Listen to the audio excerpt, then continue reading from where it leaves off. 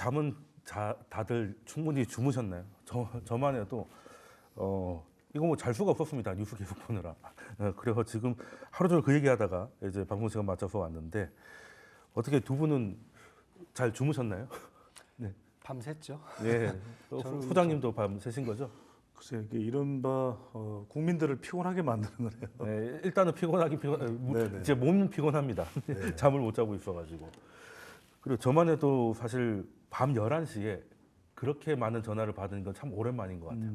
네, 그러니까 소위 말하는 뭐 보수 진영, 그 뭐 진보 진영 할 거 없이 다 이게 무슨 일이냐 이렇게 전화를 했던 게 어제 밤인 것 같은데 일단 선언했다가 해제까지 됐습니다. 그리고 그 이제 후속 조치라고 해야 되나요? 이제 뭐 탄핵을 이제 진행을 하겠다까지 뉴스가 나와 있습니다. 자, 그러면 밤 시간 동안 두 분은 어떤 생각을 하셨습니까? 일단은 저는 이제 뭐 하여튼 오만 생각이 다 머릿속에 네, 그렇죠. 교차가 되더라고요. 저는 뭐 이제 45년 만에 있던 처음에 이제 그렇죠. 저희가 이제 그 계엄이잖아요. 그래서 네. 제가 초등학교 1학년 때 한번 겪었던 예, 그런 생각이고 그다음에 2005년에 제가 그 태국에 출장을 갔다가 거기서 태국에서 쿠데타가 났을 때 또 계엄을 또 한번 경험을 했어요. 그래서 그 외국 계엄도 경험을 예, 하셨구나. 그래서 두 개가 사실 어떻게 보면 약간 좀 틀립니다. 하나는 이제 네. 뭐 비상 계엄이고 네. 하나는 경비 계엄이고 이런 스타일인데 이머징 마켓에서 일단 계엄이라고 그러면 일단은 유혈 사태를 뭐 동반할 수 있다는 부분들, 그 다음에 법에 따라서 또 진행이 안 되고 어떻게 보면은 이 불규칙성이 강하다는 부분들이 있거든요. 그래서 그 생각이 일단 머릿속에 딱 들어가니까 이럴 경우에는 이제 우리 그 최민식 그 배우가 항상 한 말 있잖아요. 이러면 다 나가린데 뭐 이런 식이 머릿속에 딱 들어온 거예요. 그래서 그러다가 다시 한번 생각을 좀 해보니까 우리 입장에서는 사실 정치 리스크고요. 외국인들 입장에서는 이건 지정학적 리스크거든요. 그러니까 정치 리스크와 지정학적 리스크의 이제 가장 큰 특징이라는 것은 캡하고 플로어가 없다는 거거든요. 그러니까 어디로 튈지 모른다는 거거든요. 그리고 이게 어떤 방향으로 움직일 수도 방향을 예측할 수도 없다는 부분. 그래서 일단은 계속 주시를 하고 또 저도 계속 시장에 대해서 인터뷰 요청이 오면 계속 전화 인터뷰를 하면서 봤는데 그래도 처음에 제가 인터뷰했을 때는 너무 급박했는데 시간이 지나고 한 저녁이 아니죠. 새벽이 올수록 일단은 비상계엄이 해제가 되고 또 그다음에 대통령이 이제 국무총리 국무회의를 통해서 이걸 이제 발표하고 이런 과정을 거치면서 그래도 이 리스크가 컨트롤할 수 있는 부분까지는 들어왔지 않느냐. 예, 그런 생각으로 일단 어제 같은 경우는 저는 새벽까지 좀 시장을 좀 지켜봤습니다. 저는 어떻게 봤냐면 지금부터가 위기인 것 같아요. 네, 차라리 네. 비상계엄이 선포되고 또 국회에서 해제 요구가 의결되고 또 대통령은 4시 30분쯤에 새벽 4시 30분쯤에 이걸 수용할 수밖에 없는 건 저는 그냥 그럴 수밖에 없다라는 걸 예상하고 있었고 왜냐하면 헌법 77조와 89조를 뻔히 아는 사람들은 이건 뭐 뻔한 과정이라고 생각했죠. 2024년에 유혈 충돌을 야기한다는 것 자체가 그는 폭망하는 것이거든요. 그렇죠. 근데 문제는 뭐냐면 전 지금부터가 더 큰 위기예요. 사람들은 위기가 끝났나 보다 생각하는데 앞으로 올 위기가 이른바 이 퍼펙트 스톰이 뭔지를 모르겠어요. 정치적으로. 저도 뭐 3, 40년 가까이를 이런 정치 경제를 분석을 해왔지만 뻔히 이건 끝날 것을 예고하고 있는 비상계엄을 그렇죠. 대통령이 선포했는데 가만히 보십시오. 윤석열 대통령이 누굽니까? 검찰총장 출신이에요. 네. 이걸 너무 잘 알고 있어요. 네, 뭐 법조인으로서는 뭐 대한민국 최고 그러니까 수준이죠. 무슨 말씀이냐면 이 비상계엄이 그냥 비상계엄이 성공할 거라고 생각하고 윤석열 대통령은 한 건 아니다. 그냥 선전포고를 한 것 같아요. 일종의 말하자면 야당에 대한 선전포고다. 네, 전면전을 선언한다. 그렇죠. 그러니까 지금부터가 저는 더 예상하지 못하는 위기는 지금부터죠. 그러니까 6시간 동안의 비상계엄은 뻔히 예상 가능한 것이었고 오히려 TV를 보면서도 또 뭐나 예상이 가능했기 때문에 별다른 극적인 요소가 없었는데 지금부터는 모르겠어요. 지금부터 앞날은 저도 예측 불가해요. 그러니까 시청자분들이 우리 국민들이 유권자들이 할 수 있는 것은 우리 방송 계속 보면서 놓치면 안 될 것 같아요. 계속 보면서 자기의 이 투자 자산이 어디로 튈지 이건 진짜 엄청난 엄청난 고민이거든요. 그게 저는 지금부터가 시작된 것 같아요. 지금부터가. 그러면 말씀하신 대로 사실 저도 이제 그 상황을 계속 지켜보면서 느꼈던 게 사실 뭐 민주당만으로도 해제 요구는 충분히 가능했던 상황이고 그리고 사실 뭐 계엄이라고 하면은 이제 엄밀히 말하면 이제 그 목숨 걸고 하는 거지 않습니까? 실패하면 또뭐 흑복수가 워낙 크니까 그런데 사실 국회의원이 이제 해제 요구를 하러 들어가는 걸 뭐 굳이 뭐 막지 않는 느낌이 있고요. 이게 허술하다고 보기에는 이거는 그냥 사고가 안 나게끔만 하는 거지 이걸 막으려고 하는 생각이 별로 없다는 생각을 계속 받았었거든요. 세상에 이런 계엄이 어딨냐는 느낌은 사실 좀 받았습니다. 일단 계엄이란 단어가 굉장히 좀 이렇게 사람을 짓누르고 공포스럽잖아요. 그런데 사실 계엄군 옆에는 뭐 이미 뭐 장수하는 사람들도 나와 있고 아무런 예전에 생각하는 그런 계엄도 아니고 계엄군조차도 뭐 사실은 그냥 계엄인 걸 알리기 위해서 온 거지 이걸 막기 위해서 계엄을 유지시키기 위한 노력이 너무 없어 보이던데 그래서 이거 사실 계엄 그 자체가 목적이 아니라 그 다음 수를 생각하고 있는 거 아닌가라는 생각을 좀 했었는데 그거에 대해서는 혹시 저랑 비슷한 생각을 하신 적이 있으신가요? 일단 뭐 다음 노림수도 있을 수 있겠지만은 제가 아까 이제 그 태국에서 한번 네. 이제 그 비상계엄을 한번 이제 경험을 했었는데 그때가 사실 지금 우리나라 어제 상황하고 비슷했어요. 아 그런가요? 예, 가면 뭐 당연히 탱크라든지 이런 것들이 네. 곳곳에 있어요. 네. 있는데 군인들이 거기서 총을 들고 그냥 놀고 있어요. 그러니까 뭐냐면은 국민들하고 상관없다. 이것은 그때 이제 태국의 탁신 총리를 내쫓기 위해서 이제 네, 왕비 쪽에서 이제 그 쿠데타를 이제 군하고 경찰을 이제 동원한 부분인데 그때 느낀 게 뭐냐면은 쿠데타가 이런 것도 있구나. 그러니까 쉽게 얘기해서 목적은 정치적인 어떤 구조를 바꾸려는 부분만 있고 나머지 일반 민중들하고는 전혀 상관이 없었다. 권력 투쟁만 있었던 거다. 그렇죠. 네. 그것만 있었다는 거죠. 그래서 저도 뭐 말씀하셨지만은 앞으로가 더 문제다. 저도 똑같은 생각을 좀 하고요. 시장의 리스크가 그래도 다행인 게 저는 그래도 일단 유혈 사태가 없다라고 보면은 이머징 마켓 유혈 사태가 가장 문제인 거잖아요. 그리고 그렇죠. 법을 안 따르고 자기 마음대로 이제 독재적으로 하는 문제인데 일단 그 부분은 일단은 테두리 안에 들어갔다라고 생각을 하면은 분명히 지금부터 문제고 저도 이제 금융시장에서 그다음에 증시에 있어서 오늘 당장 떨어지는 게 문제가 아니라 앞으로 장기간 어떻게 이제 외국인들이 국내 시장을 보고 그다음에 국내에 있는 투자가들이 앞으로 국내 시장에서 어떻게 행동을 할지는 장기적으로 최소한 한 달, 두 달 이상은 꾸준하게 제가 보면 이 리스크를 안고 가야 되는 그런 부분이거든요. 그래서 장기화되는 것은 맞는데 이게 완전 어디에 튄다라기보다는 약간 그래도 좀 바운더리가 좀 설정된 게 아닌가 저는 저는 이제 그렇게 지금 보고 있습니다. 그러니까 대표님 말씀이 중요한 게 우리가 지금까지는 뭐 국내 정치의 난맥상 혼란상은 뭐 어제오전의 일이 아니죠. 네, 뭐 사실 그랬죠. 가장 뭐 역할을 잘 못하는 게 정치라는 이야기가 나올 정도였는데 그게 안 되는 이유도 모르겠어요. 다 스스로는 똑똑하다고 스스로는 자신 있다고 하는데 안 되는데 다 배운 사람들이 이게 우리에게 중요한 건 우리 뭐 경제 채널이니까 중요한 건 뭐냐면 지금껏은 트럼프 리스크 등 외생 변수만 생각했단 말이에요. 그렇죠. 근데 이제는 내생 변수가 생긴 거예요. 이게 뭐 탄핵이다 하야다 이런 얘기를 떠나서 숱하게 우리 민생 관련 당장 예산안도 지금 국회에서 논의 중이고 오는 10일 날 이제 조정이 될 예정이었단 말이에요. 근데 이제는 경제까지 불투명해지는 거예요. 정치 불투명으로 인해서 경제까지 이렇게 범람을 급속도로 해올 줄은 몰랐거든요. 근데 이 대통령의 비상계엄이 경제도 비상인 거예요. 그래서 저는 이것이 미치는 영향이 상당히 극심하다. 왜? 이런 상황인데도 뭐 정치 테마주 이야기하거든요.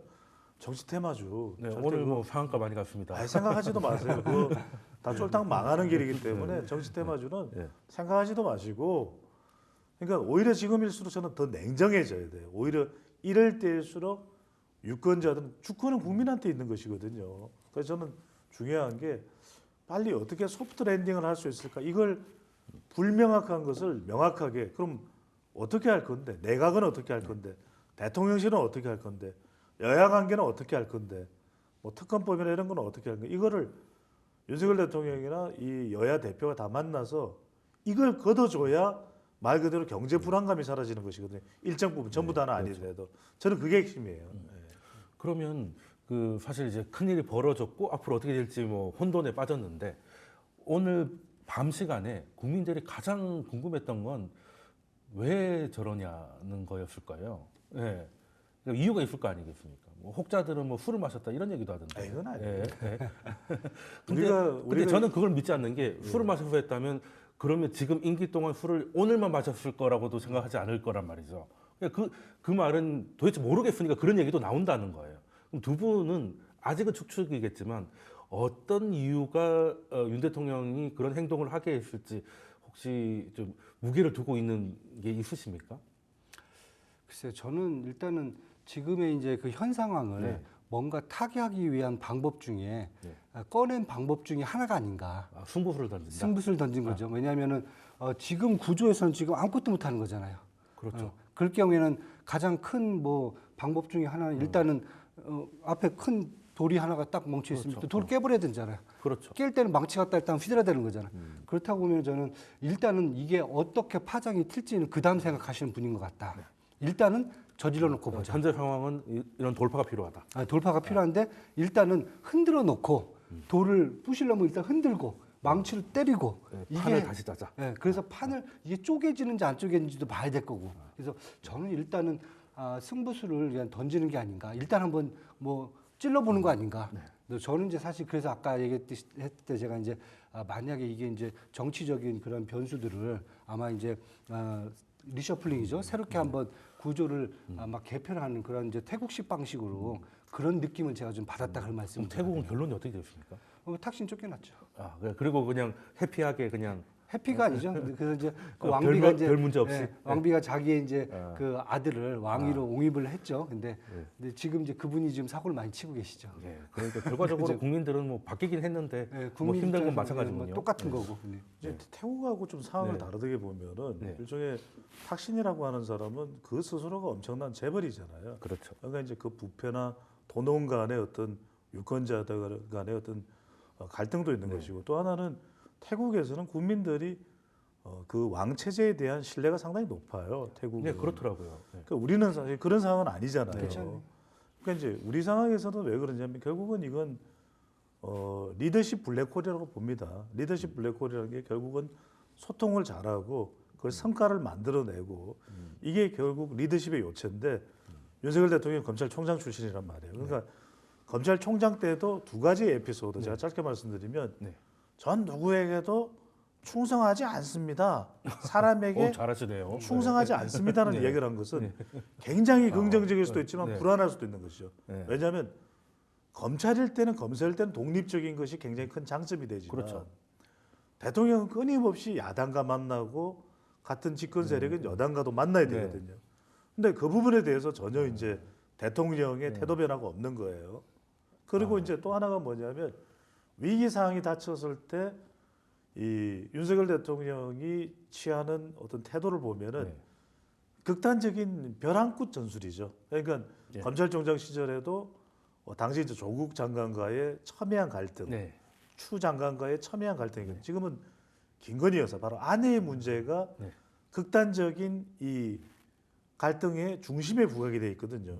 그러다 보니까 대통령으로서는 김건희 여사 특검도 안 돼, 검사 탄핵도 안 돼.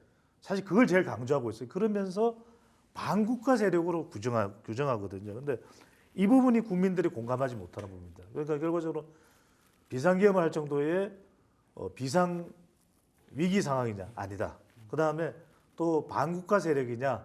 지금 야당이 그것도 공감하기 힘들죠. 근데 친북, 종북 세력, 그 다음에 내란, 핵책 이것도 우리 국민들이 공감을 할 수가 없는 거예요.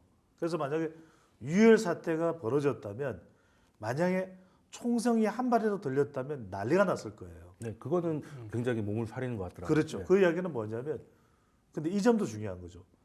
대통령도 법적 대응을 할 거예요. 그러면 지금 문제가 꼬인 문제가 풀릴 수 있냐? 그건 아닙니다. 그러니까 야당에서는 탄핵과 하야를 이야기하지만 대통령이 그걸 수용할 리가 만무합니다. 그러면 끊임없이 내부에서 정치로 풀어야 되는 정치 지도자들이 끊임없이 법적 대응을 할 것이거든요. 그렇죠. 현직 대통령과 다수당의 대표가 서로 간에 법적 대응을 한 두 사람 다 법조인이긴 합니다. 그러다 보니까 이 상황에서 이 정치적 불똥이 경제적인 우리의 불확실성으로 연결되는 거죠. 그러니까 지금은 오늘은 안정적인 편이에요. 왜? 외환 시장도 거의 정상적으로 돌아왔고 코스닥, 코스피도 사실상 회복이 됐거든요. 그런데 이게 본격화되면 외국인들도 왜 이래? 이러면서 이탈해 버릴 수가 있는 것이고 트럼프 당선인도 이제 임기 들어가기 시작하면 이건 아닌데 내가 당장 윤석열 대통령을 만날 이유가 없을 것 같아요. 이건 엄청난 메시지가 되거든요. 외국인 투자자들한테. 그래서 저는 이런 부분에 대한 것이 매우 우려가 돼요. 그래서 지금부터라도 이걸 풀어야 된다. 윤석열 대통령도 다 내려놓고 지금 정치 지도자들이 경제를 생각할 때, 국가를 생각할 때 완전히 바닥으로 다 내려놓은 차원에서 이걸 어떻게 문제 해결을 할지에 대한 판단이 필요할 것 같아요. 그 말씀하신 대로 이제 검찰일 때는 장점이었던 것이 이제 대통령에서는 약간 좀 단점으로도 드러나는 부분이 있다라는 말씀을 주셨는데 그 일단 계엄을 선언하실 때 일단 야당이나 그냥 정확히 얘기하면 반국가 세력이라고 했죠. 이제 그의 내란 행위로 간주한다라고 하셨어요. 그러면 지금은 다른 절차적인 하자가 없었다면은 이제 뭐 탄핵은 본인이 뭐 받아들이고 그게 아니잖아요. 이렇게 의회에서 통과가 되면 헌재에서 심판을 받게 될 건데 그러면 이제 쟁점은 지금 그렇게 얘기했던 민주당의 행위가 반국가적인 행위가 맞느냐, 내란에 준하는 행위가 맞느냐의 이제 판단으로 들어가야 될 것 같아요. 그러면 정치적인 영역에서 탄핵이 사실 정치적인 영역이었잖아요. 그렇죠. 그리고 최근에는 뭐 국힘의 분열 양상이 되면서 뭐 이탈표가 몇 명 나오면 탄핵 가결 가능하다. 뭐 이런 얘기 정치였다가 일단 그게 통과가 돼서 헌재로 가버리면 정치의 영역에서 법리의 영역으로 넘어오게 되는 거잖아요. 그러면 사실 여론이나 정치의 면에서는 지금 현재 윤 대통령 입장에서는 돌파구가 보이지가 않는 것도 사실이거든요. 그러면 자신이 홈그라운드인 법원에서 법리로 한번 싸워봐서 만약에 자신이 얘기했던 그 행위들이 내란 행위에 중한다는 판단이 헌재에서 만약에 나온다면 이거는 이제 완전히 판을 뒤엎게 되는 것이고 근데 헌재에서 그게 아니다라고 하면 사실상 더 이상 할 수 있는 게 없잖아요. 그러면 이제 그냥 뭐 미련 없이 내려와도 되는 그런 승부수를 던진 게 아닐까 저는 생각을 했는데 앞으로 일단 탄핵이 시작될 것 같습니다. 그러면 앞으로의 타임라인은 어떻게 될지에 대해서 한번 탄핵은 생각을 해보셨죠? 네, 그 이유는 생각하고 있죠. 네, 그러면 이게 어떻게 흘러갈지에 대해서 한번 견해를 듣고 싶습니다. 일단 뭐 저는 먼저 이제 경제적인 측면에서 먼저 좀 분석을 해볼게요. 네. 사실 이제 지금 시장에서 이제 가장 이제 걱정스러운 것은 이제 경제 위기라는 거죠. 네. 왜냐하면 저희가 과거에도 이제 IMF도 겪어봤고, 그다음에 2008년 미국의 이제 서브프라임 모기지 사건도 겪어봤잖아요. 그러니까 문제가 뭐냐면은 이러한 것들이 이제 항상 이제 그 공통 변수가 있어요. 그러니까 경제적 펀더멘탈이 되게 취약한 상태. 네. 그러니까 지금 같은 경우 지금 되게 대한민국의 지금 경제 펀더멘탈이 되게 많이 취약해져 있어요. 뭐 경제 성장률뿐만 아니라 뭐 국가 부채라든지 이런 문제들이 지금 밑바탕에 깔려 있단 말이에요. 경제 펀더멘탈이 좀 취약한 상황에서 항상 트리거가 생기거든요. 트리거가 생겼을 경우에 그 트리거가 물론 이제 다 작동하지는 않지만은 그게 결국 이제 금융 시스템이라든지 아니면 경제 시스템에 이제 붕괴를 가져오거든요. 그리고 붕괴가 가져왔을 경우에는 그 다음 바로 이제 경제 위기로 넘어가는 부분들이 이제 경제론에서 일반적인 이런 이제 패턴이거든요. 근데 지금 상황에서 이제 지금 시장에서 우려하는 것은 일단 대한민국의 경제 펀더멘탈이 지금 되게 낮아져 있다는 거거든요. 네. 그러니까 외환 시장이 우리가 많이 안 올랐으니까 환율이 많이 안 올랐으니까 다행이다 생각할 수 있는데 반대로 보시면 이미 1,400원에 올라와 있었어요, 환율이. 네, 그 정도로 절대 레벨이 높은 예, 상황이죠. 이미 이 정도까지 올랐던 것은 이미 펀더멘탈 자체가 안 좋다는 얘기거든요. 네. 그런데 그 상태에서 항상 보시면 이제 서브프라임 모기지 때도 똑같습니다. 그때도 결국 이제 부동산 값의 폭락이라든지 아니면 연준이 막 금리를 올리면서 트리거가 만들어졌는데 지금 한국 같은 경우는 다른 것보다 저는 정치 리스크가 지금 그 트리거를 만들고 있지 않는가. 그러면 결국에는 외인들의 판단이 중요한 거잖아요. 판단 내부도 마찬가지고요. 그렇죠. 만약에 이 트리거가 네. 아까 이제 우리 소장님이 또 말씀하셨듯이 당장 분석을 안 할 겁니다. 판단 안 할 겁니다. 왜냐하면 외국인 투자가들 당연히 한국의 상황을 지켜볼 거죠. 네. 그런데 이 정치적 상황이 계속 불안정을 야기하면서 트리거 역할을 해버린다라고 했을 경우에는 결국은 그 다음에는 금융 시스템의 붕괴라는 거죠. 네. 그 붕괴는 가장 먼저 나오는 게 외환시장이고요. 외환시장은 뭐냐면 외국인들 입장에서 봤을 때는 한국에 투자하시는 분들은 외환시장을 통해서 먼저 접촉을 하게 되거든요. 그럼 그런 붕괴는 관찰해야 되는데 제일 먼저 봐야 될 게 어떤 거라고 생각하십니까? 환율이라고 생각하십니까? 저는 일단 환율로 봐요. 환율. 예, 환율이고 네. 그다음 외환 보이고. 외환 왜냐하면은 오늘도 이제 뭐 한국은행이 이제 분명히 그 재무부 같이 재경부 같이 얘기한 게 뭐 최대한 이제 그 신용 경색 이런 문제들을 이제 해결해 주겠다 이렇게 뭐 시장에 대한 안정감을 계속 그 관련된 얘기를 계속 해준단 말이에요. 네. 이게 그냥 어차피 제가 봤을 때 대출 많이 못 해줘요 지금 뭐 쓸 사람도 없고 이 판국에 누가 대출 쓰겠습니까? 근데 그런 얘기를 계속 하는 게 뭐냐면은 시장의 어떤 시스템들이 제대로 작동하고 있다는 것을 계속 지금 안정감을 주는 거거든요. 그런데 외국인들이 그럼 믿어요. 뭐 그럼 괜찮아지는데 그건 환율에서 나타날 거고 만약에 못 믿어요. 이게 아닌데 그랬을 경우에는 환율이 제가 봤을 때는 너무 엄청나게 치솟을 수도 있고 그리고 거기에 보면 이제 외환 보유가 지금 4,200억 정도가 지금 쌓여 있거든요. 네. IMF 때가 420억이었어요. 거기에 10배 정도가 있지만은 이것은 또 봐야 돼. 어느 정도 이게 하락했지. 어느 정도 계속 그렇죠. 하향하는지. 그다음에 이제 CDS 프리미엄도 이제 봐야 되고. 네. 왜냐하면 그 국가 디폴트에 관련되어 있는 그런 변수들이거든요. 그 변수를 본다면은 그 변수가 결국 안 좋아진다. 그랬을 경우 결국 어디로 가겠습니까? 환율 시장 먼저 가는 거죠. 그러면 오늘 하루만 보면은 그 정도까지의 패닉은 아닌 것 같은데. 아닌데? 일단 해외의 반응은 어떻습니까? 일단 해외 반응은 일단 지켜보자예요. 첫 번째가 이러지 않습니까? 아니 어떻게 대한민국이라는 국가에서 대통령이 갑자기 저녁 때 밤 11시에 뭐 나름 오랜만이긴 하지만 우리나라 개혁 많이 한 나라인데. 근데 이게 한 45년 만이잖아요. 이거 제가 초등학교 때 보고 처음 본 거예요. 예전에 집중적으로 그렇죠. 하긴 했죠. 그것 때문에 놀라고 두 번째는 그렇게 했는데도 불구하고 국회가 되게 신속하게 와서 계엄을 해지하고 대통령이 또 그걸 받아들여요. 왜냐면 안 받아들이는 게 또 태반이거든요. 딴 날 보면은. 대법 판례를 보니까 안 받고 뭉개도 된다는 판례도 있더라고요. 있어요. 네. 그럼 외국에서 그럼 뭐 완전히 계엄을 선포한 사람 마음일 수도 있거든요. 그러니까 그런 불규칙성이 사실 불안한 건데 그런 불규칙성들이 다 일단은 용인 다 없어지고 일단은 저희가 생각했던 그 절차대로 갔단 말이에요. 그러니까 외국 입장에서 그렇게 6시간 만에 또 끝나네? 이것도 신기한 거죠. 그러면 외국 투자가라든지 아니면 이제 가장 이제 그 키를 쥐고 있는 이제 신용평가 회사들이죠. 신평사들이죠. 신평사 입장에서 봐서는 하루만 본다는 게 아니죠. 지켜봐야 되는 거죠. 그 리스크가 과연 진짜 트리거가 돼갖고 이 시스템을 망가뜨릴 건지. 근데 만약에 그런 기미가 보인다라 하면 일단 환율 시장에서 먼저 환율에서 이제 이상할 정도로 튀거나 그쵸. 외환 보유고가 이제 녹아내리면 위험 신호로 받아들여야 된다. 그래서 뭐 자산 시장에서 주식을 빼고 뭐 채권을 빼고 이런 것들은 사실 2차적인 문제예요. 왜냐하면 시스템만 유지가 되면 다시 또 돈을 언제든지 들어올 수 있는 그런 거니까. 거니까 뭐 트레이딩은 있을 수 그렇죠. 있으니까요. 그런데 만약에 이 시스템이 붕괴돼 버린다. 이랬을 경우에는 돈 자체가 이제 앞으로 들어오고 그 시스템을 복구하는 데마다 최소한 미국 서브프라임 모기지 보셨잖아요. 최소한 5년 6년이 걸린단 말이에요. 이렇게 됐을 경우에는 그때 이제 경제 위기까지 걷잡을 수 없이 되는 거죠. 그러니까 저도 외신을 보니까 외신은 아직 오피니언보다는 한국에 이런 일이 있어요 분위기가 좀 아직은 좀 많은 것 같아요. 아직 사태 파악을 우리보다 더 많이 하고 있다고 보지는 않은 것 같은데 그러면 경제적으로는 이제 환율을 좀 봐야 된다 말씀 주셨고 그럼 정치적인 뉴스를 볼 때 어떤 게 오면 그 상황이 굉장히 안 좋아진다고 느낄 만한 뉴스는 어떤 거를 와치를 해야 되는지 혹시 소장님은 어떻게 생각하십니까? 아니 바로 할 수가 있죠. 네. 이게 이른바 신인도예요. 이른바 국가 신뢰도죠. 신뢰요. 그러니까 우리 국민의 신뢰도도 있지만 그러니까 국가 신뢰도라는 것이 매우 중요한 게 사실은 경제 교류에 있어서도 국가 신뢰가 뒷받침돼야 되잖아요. 우리가 중국에 가지는 어떤 제품이나 경제에 대한 신뢰도 또는 미국에 가지는 신뢰도 캐나다, 브라질 각각 다 다르잖아요.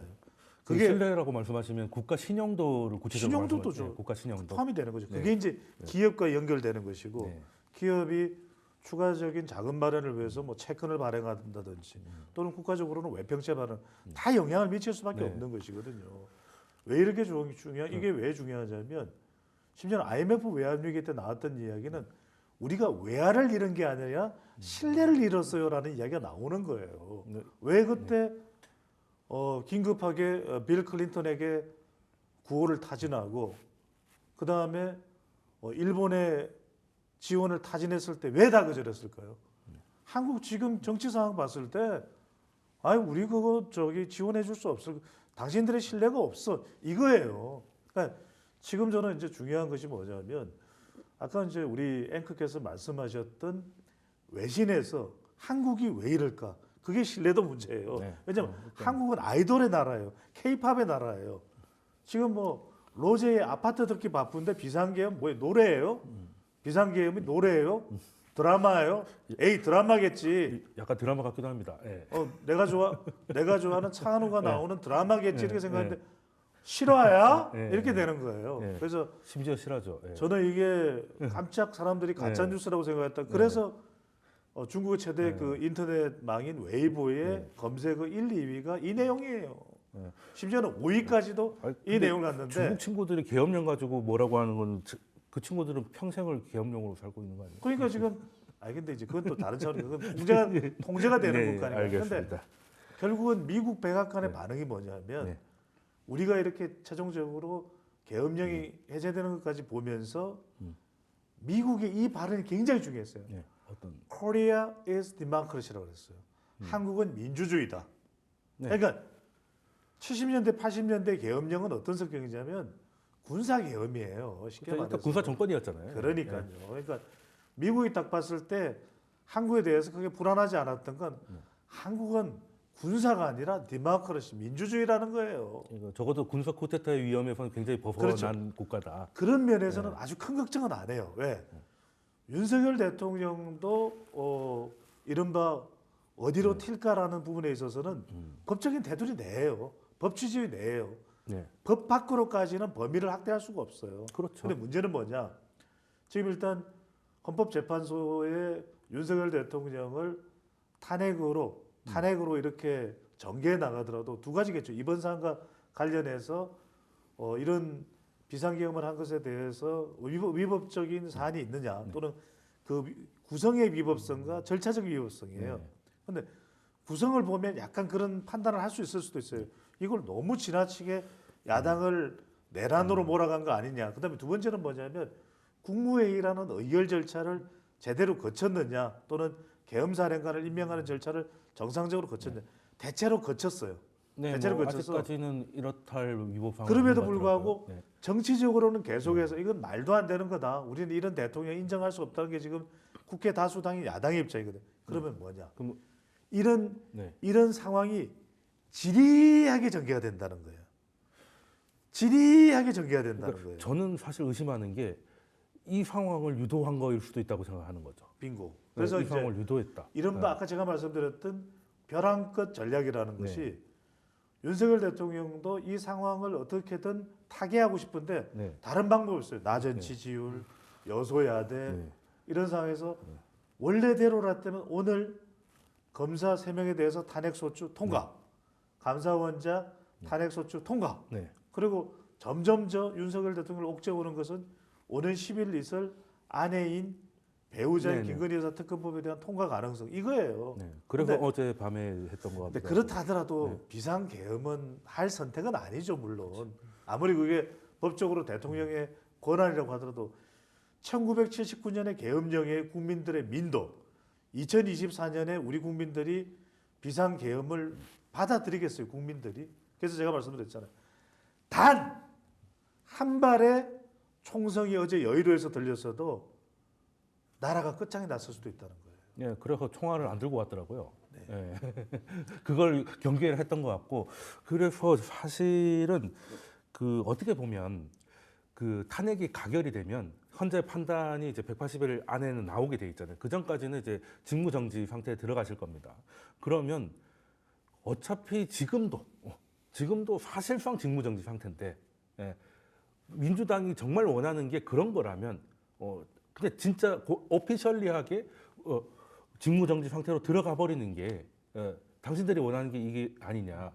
뭐 예산 다 커트하고 고위 관료들 이유 없이 다 탄핵을 하고 있으니까 사실상은 행정부를 마비시키는 상황인데 이렇다면은 차라리 그냥 가서 헌재 판단을 받는 게 나을 수도 있고 그리고 정치적으로는 이제 좀 밀리고 있으니까 법리적으로는 한번 싸워볼 만하다. 물론 야당의 행위라니까 무조건 어떻게 우리가 판단할 문제는 아니지만 이런 국가의 기능을 저해할 수도 있는 행위들이 결국에는 국민의 기본권을 저해하는 그 헌법을 건드릴 수 있는 위치도 있긴 있다고 보거든요. 이제 그런 것들에 대한 판단 한번 받아보겠다 승부수가 아닐까. 짧게 말씀드리면은 대통령 개인적 차원에서는 승부수일 수 있습니다만 이게 국민 전체가 국가 전체가 동원되는 승부수잖아요.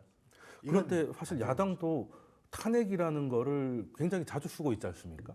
그러면 뭐 야당이 갖고 있는 탄핵 소추권에 대해서는 이제 열 몇 명에 대한 탄핵이 가결됐는데 다 또 전원 기각이 나왔어요. 이거에 대해서는 사실 유감 표명도 없었습니다. 우리가 좀 신중하지 못했다 표현도 없었고, 그럼 탄핵도 사실 극단적인 경우고 의회가 갖고 있는 마지막 견제권이잖아요. 그럼 계엄도 행정부가 갖고 있는 마지막 카드라고 볼 수 있을 텐데 한쪽이 카드를 계속 쓰는 데 있어서 한쪽은 계속 버티라고 말하는 것도 어떻게 보면 좀 페어하지 않을 수 있지 않나 하는 생각도 일단은 한쪽의 변명을 좀 해드리자면 그렇게 가능하지 않을까. 용산에서 오늘 방송 우리 방송 많이 보겠네요. 네. 사실 뭐 그런 생각도 저희 많이 들어요. 왜냐하면 내가 이제 뭐 수세에 몰려서 쫓길 때 방법은 두 가지잖아요. 뒤돌아서서 무릎 꿇고 같이 좀 어떻게 좀 살려주세요 하는 방법이고, 아니면은 상대방을 딱 붙잡고 상대방도 못 움직이고 나도 못 움직이고 이렇게 끝까지 버티는 거죠. 임기 끝날 때까지 뭐 임기 반 이상 지나셨으니까 그때까지 이렇게 버티면 되는 거잖아요. 근데 그 과정에서 죽어나는 것은 지금 경제라든지 국민이라는 거죠, 지금요. 그러니까 그게 좀 안타까운 거고, 만약에 제가 계속 말씀드린 그 시간이 계속 지체가 된다, 계속 이어진다라고 하면은 결국은 아까 말씀드렸지 이 정치라는 부분이, 이 부분이 어떻게 보면 지금 대한민국의 경제 자체가 지금 펀더멘털이 너무 취약해졌어요. 누가 봐도 취약하거든요, 지금. 이 상태가 진짜 트리거가 될 수 있는 그런 변수가 확실하게 지금 눈에 보인다. 그래서 아까 우리 소장님도 얘기한 그런 방향대로 본다면 저도 사실 거의 비슷한 생각이에요.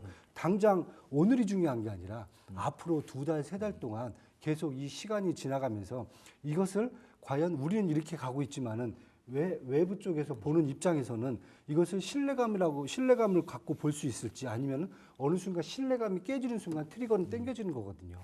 그래서 저는 그런 측면에서 본다면 이번 건수는 아무래도 이게 오늘 하루 그냥 뭐 비상 계엄 해제됐다. 승부수 치고는 너무 무리수였다. 네, 너무 무리수를 던져놓은 거고, 그다음에 이게 그냥 제가 아까 말씀드렸듯이 이 자기 정치 세력 간에만 싸움으로 끝난다 그러면은 뭐 그럴 수도 있는데, 이게 결국은 문제가 전 국민을 지금 다 붙잡고 가는 거잖아요.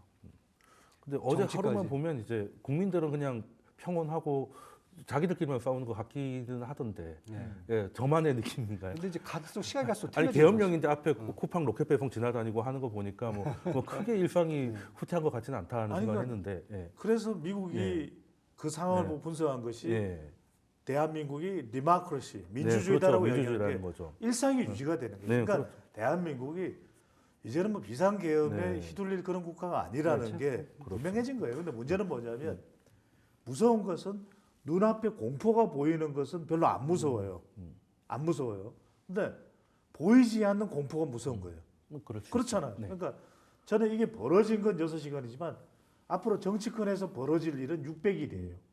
앞으로 우리 역사에서 이 시점에 대한 평가가 기록되는 것은 6,000년 동안 계속될 것 같아요. 그럼 일단 600일 남았는데 우리가 600일 전망을 못 하니까 당장의 전망을 좀 해야 되는 게, 탄핵을 통과시키려고 하는데 내란죄로 탄핵을 이제 시도를 한다고 하는데, 이 내란죄가 성립이 짧게 가능하다 아니다 어떻게 생각하십니까? 이게 내란죄가 가능할까요? 이게 뭐 헌재가 아니기 때문에 너무 진지하지 않으셔도 됩니다. 저는 아니다. 저는 아니다라는 말씀을 드린 게, 아까 말씀드렸던 대로 그 내란인 게 윤 대통령의 내란을 말씀하시죠. 그렇죠. 그러니까 이제 두 가지인데 헌법재판소에서 보는 거는 이제 내용상의 위법성과 절차적 위법성이에요. 이걸 제일 많이 봅니다. 근데 이제 내용상의 위법성은 무슨 말씀이냐면 2004년에 노무현 당시 대통령의 탄핵 심판 때도 헌법재판소는 위헌이라고 봤어요. 위헌이야. 그런데 대통령직에서 끌어내릴 정도의 중대한 위반은 아니야. 그 정도는 정치하는 대통령이 그럴 수도 있어. 안 하면 좋지만 이거라는 거예요. 그건 이제 통제 영역 안에 넣을 수 있다. 그렇죠. 지금 이제 내용의 위법성은 야당을 반국가 세력으로 규정한 거, 그다음에 내란 핵책이나 이것을 그러니까 사변이나 전시에 준하는 국가 비상위기 상태로 본 것이 너무 이게 위법 아니냐. 그러니까 이 부분에 대해서 과한 해석이다. 헌법재판소도 고민을 할 텐데 네. 대통령의 어떤 역할과 비교를 했을 때는 좀 이 해석을 좀 축소하는 경향이 있어요. 네. 넓게 해석하면 웬만한 게 다 문제가 되는 거잖아요. 그렇죠. 그래서 너무 넓으면 이제 저는 고민은 네. 있겠지만 네. 소수 의견이 한 명에서 두 명 정도는 있을 수 있지만 저는 이거는 탄핵으로 인용까지는 아닐 거라고 봐요. 저도 이제 뭐 비슷한 동감하십니까? 측면에서 좀 보는데 네. 저는 이제 그거보다는 이제 대통령이 이제 이 선언한 부분들, 그다음에 이런 부분들을 갖고 뭐 해석하기는 또 나름일 수 있어요. 그런데 중요한 것은 아마 어제 이제 제가 뉴스를 보면서 결국 이제 특수부대가 이제 국회에 들어갔단 말이에요. 들어간 것까지도 이제 저는 조금 이제 논란의 여지가 있는데 만약에 거기서 총 한 발이 나왔다면은 그렇다면 전 내란 죄가 가능하다라고 보는데 왜냐면은 그렇게 얘기해 놓고 가서 사상자가 그러니까 국민을 대상으로 좀 써버린 거잖아요. 그런데 어제 결국은 그게 없었다. 그리고 뭐 총알도 안 갖고 가고 그다음에 그다음에 간 다음에 뭐 나중에 나올 때도 뭐 서로 뭐 그냥 한 것도 한 것도 없고 뭐 총알도 없고 뭐 그분들 표정 보니까 뭐 싸우고 싶지도 않고 싸고 싶은 얼굴도 인터넷에 아니고 보면 뭐 야간 투시고 4천만 원짜리 되게 좋아 보인다 뭐 이런 얘기만 돌아다니고 그다음에 뭐 그런 상황이라고 본다면 저는 일단은 그런 뭔가 트리거를 좀 줄 수 있는 부분은 없지 않느냐. 그렇다고 보면은 그냥 단순하게 말하고 뭐 이런 걸 갖고는 내란죄로 엮기는 좀 쉽지 않겠다. 내란으로 하기에는 좀 오바를 했지 내란은 아니다. 그렇죠. 굉장히 중요한 말씀인데 우리 앵커께서 어제 이제 그 공수부대가 저는 이제 그 프로펠러 소리를 UH-60 이제 블랙호크로 이렇게 이제 인식을 하고 있는데 한 10여 대 정도가 이제 기동을 한 것 같아요. 그래서 내렸는데 그 나이트 비전 고글을 착용했다라는 것은 아마 전원을 꺼버리고 일단은 이제 어둠 속에서 국회 인사들을 체포하는 것을 이제 예상을 할 때 그런 건 가정은 해 그렇죠. 있겠죠. 예. 그렇죠. 그게 이제 실제 그래야만 표결을 못하기 때문에 그게 이전에 국회에서도 계속해서 제기됐던 윤석열 대통령 뭐 계엄령 나오는 거 아니냐라는 이야기가 나왔을 때 그 부분인데 그런 게 전혀 없었어요. 아까 말씀하셨던 대로 그 고가의 나이트 비전 고글을 전혀 작동하지 않았단 말이에요. 한 병사가 놓고 갔습니다. 큰일 난 것 같던데. 한 명 놓고 갔어요? 그건 한 명이 놓고 갔더라고요. 그건 아마 찾으러 와야 될 텐데. 중대한 그러니까요.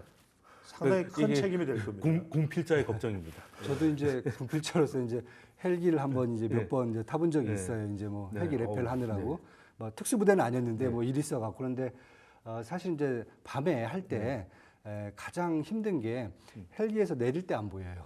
그렇죠. 그래서 그때 고글을 써요. 그러니까 어떤 분들은 마지막에 작전 수행을 해서 막 쓸쓸하다 이렇게 하는데 솔직히 말씀드릴게요. 헬기에서 밤에 내릴 때 안 보여요. 뭐 공항에서 내린 게 아니니까. 그때 사실은 고글을 많이 써요. 그래서 그때 쓰고 그 다음부터는 경험이 중요한 거예요. 그 다음부터는 이거 적고 다니잖아요. 왜냐하면 그 다음에 또 작전했다고 그러면 이걸 다 피고 다녔어요. 적고 다닌단 말이에요. 그러니까 내릴 때 한번 쓰고 끝이에요. 이게 원래 헬기를 타고 왔기 때문에 어쩔 수 없이 쓰고 온 거지. 내릴 뭐불 다 끄고 어두운데 이렇게 내리잖아. 그게 뭐 아니었다. 불 뭐 거기다 헬기 내리는데 불 비춰주진 않잖아요. 근데 그렇죠. 이제 요 말씀 좀 이어가면 우리가 이제 기계적 그 고글을 이야기할 건 아니고 진짜 우리 경제에 지금 고글이 필요하거든요. 근데 트럼프 당선인으로부터 상당히 썩 좋지 않은 반응이 나왔다는 것은 주목을 할 필요가 있어요. 왜냐하면 최근에 이제 관세 장벽 높이면서 트리도 총리에 대해서도 기껏 말을 하고 리조트까지 갔더니 융숭하게 만찬 대접은 하면서도 관세 이야기는 지금 할 건 아니야 이렇게 하고 돌려보냈단 말이에요. 셰인바움 멕시코 대통령에 대해서도 우리 이제 불법 이민 잘 챙길게 캐러반이 이제 차량하는 그 차량이에요. 불법 이민자들이 거기까지 안 가도록 할게 그러니까 굉장히 생뚱하게 쌀쌀맞게 대했다는 거예요. 근데 지금 이번 이 윤석열 대통령의 비상계엄에 대해서 트럼프 당선인 주변에서 어떤 단어 표현이냐면요. absurd, A-B-S-U-R-D, absurd라는 게 뭐지? 그러니까 굉장히 이게 멍미하는 사전 공지를 못 받았다. 멍미하는 거예요. 이거는 트럼프 당선인에게 굉장히 부정적인 영향을 줄 수 있는 겁니다. 가뜩이나 우리가 협상도 해야 되고 트럼프 대통령 사실 좀 우호적이었어요. 지난번 첫 번째 윤 대통령과의 통화에서는 조선업 이야기도 했었고 이렇게 되면 이런 것들이 굉장히 개인적인 친분에 따라서 의사결정이 이루어지는 인물이 물론 협상이 더 기본이긴 합니다만 트럼프 당선인이에요.